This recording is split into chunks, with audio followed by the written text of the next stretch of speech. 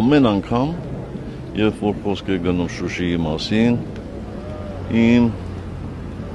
ականջներում զրնգում է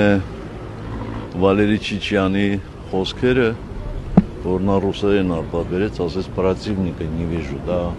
մայիսի 9-ի առավոտյան էր, 5:15 արանքում, և երկրորդ անգամ նա դա ասեց, արդեն պարզ էր, որ Շուշին գրավված է։ Բայց պետք է ասել, որ շատ բան է ասվել Շուշիի մասին, հատկապես ուզում եմ ընդգծել Շուշիի օպերացիայի վճռորոշ լինելը հետագա բոլոր գործընթացներում։ Այն գլխից բոլորի համար պարզ էր, որ Շուշիում հաջողություն ունենալու պարագայում հաղթանակը գրեթե ապահովված էր, որովհետև դա պարզ է, որ շատ մեծ ոգևորություն կբերեր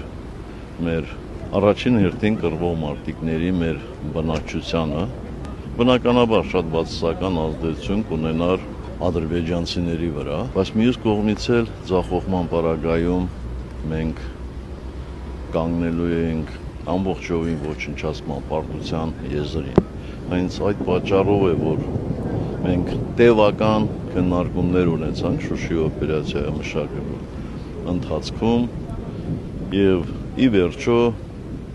որոշեցինք օրը։ Մինչ այդ երկու անգամ որոշել էինք, բայց ինչ-ինչ պատճառներով հետաձգեցինք և որոշեցինք այդ օրը։ Միանշանակ պետք է ասել, որ Շուշիի օպերացիայի հրամանատարն էր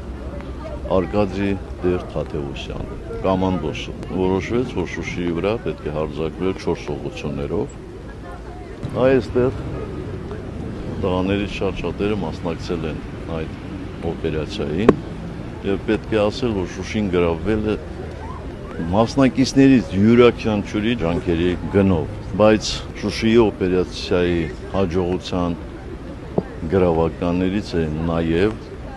այն, որ դրանից 3 ամիս առաջ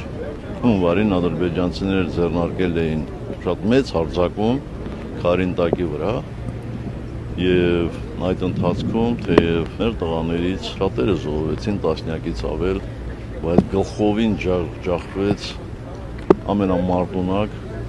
գումարտակը։ Կարծում եմ լրատվամիջոցներից պետք է տեղեկացված լինեք,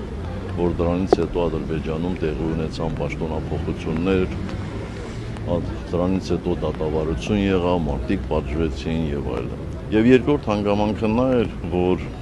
Ադրբեջանում այդ ժամանակ ուղղակի ներքաղաքական գզվռտոց էր, սա էլ մեզ շատ օգնեց։ Պետք է ասեմ, որ օպերացիային մասնակցում էին միայն ու միայն կամավորներ։ Շատ կարևոր է, որ այդ օպերացիայի մասնակցում էին Լեռնային Ղարաբաղի այն ժամանակվա բոլոր ղեկավարները։ Շուշին, Շուշի օպերացիան, Շուշիի հաջողությունը կանխորոշեց շատ բան։